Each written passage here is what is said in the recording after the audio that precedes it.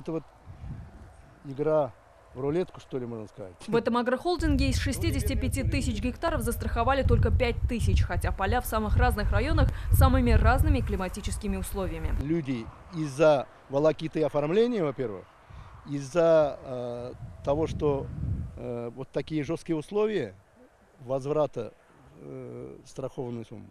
Причин много, договоров со страховыми компаниями мало. Всего 20 соглашений и всего на 92 миллиона рублей. Ранее стабильный лидер по страхованию Татарстан в этом году лишь 9-й в списке. Площадь республики сокращается в течение последних 5 лет. К примеру, если в 2012 году под страховой защитой находилось 45% посевов, то сегодня лишь 1/10 часть. Это несмотря на то, что начиная с 2010 года сельское хозяйство республики переживает испытания погодой. Ситуация схожа по всей стране. Многие не хотят, потому что федеральные условия неподъемны. Изменилось правило страхования, во-первых.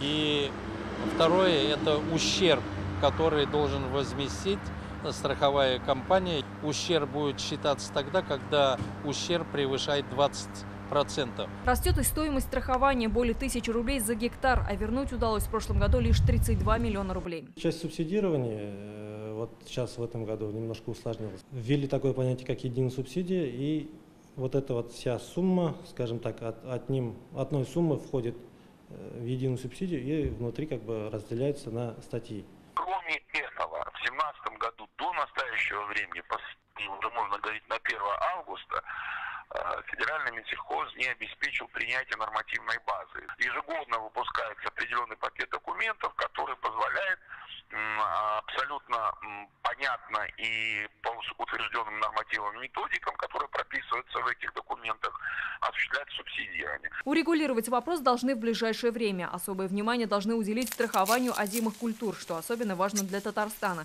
Тем временем в 19 регионах уже объявили АЧС. Лейсан Сабирова, Руслан Хуснудинов, Марат Саидгараев, Рамзиль Гарипов, ТНВ, Алексеевский район, Казань.